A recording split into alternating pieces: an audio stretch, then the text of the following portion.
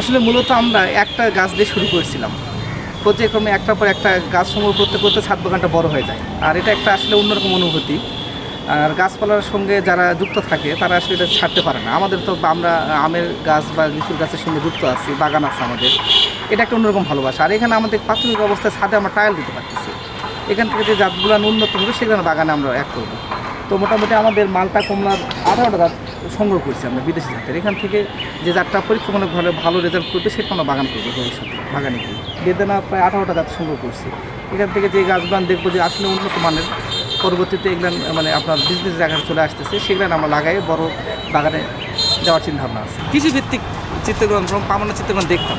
এই দেখার পর থেকে আমাদের এটা একটা ব্যাপক মানে আগ্রহ জাগে যে ছাদেও আসা সম্ভব। তো যে ফলটা দেখা যাচ্ছে মাঠে মিষ্টতা কম, কিন্তু ছাদেই ব্যাপক আকারে ফল হচ্ছে। আর আপনার মাঠ পর্যায়ে গাছ বড় হতে হয়, কিন্তু ছাদে ছোটো গাছে অনেক প্রকার ফল আনা সম্ভব।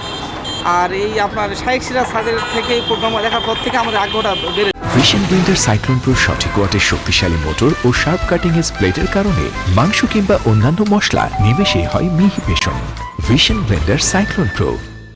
পর্যায়ক্রমে আমরা এই বেদানা, আনার বা বেদানা বলি, আনার বলি, অথবা এই মালটা, কমলা যে জাতি বলি, এটা ব্যাপক আকারে ছাদে হচ্ছে। টমেটো, এই বেগুন থেকে শুরু করে সব কিছু সম্ভব। যাদের বাসায় ছাদ আছে তারা যদি কয়েকটা গাছ লাগায়, তাহলে বাজার থেকে যেমন বেগুন, টমেটো, ঝাল, কিছু ফলমূলের গাছ থাকলে এগুলো বাজার থেকে কখনো সংগ্রহ করতে হবে না, এবং একবার ফরমালিন মুক্ত ওরা ফল খেতে পারবে। তো আমরা সচরাচর বাজারে লাল কালারের টমেটো দেখতে পাই, বাহুবলি বা অন্যান্য জাত।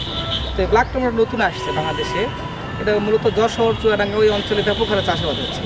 আর আমি চারাগুলো ঢাকা থেকে সংগ্রহ করছি।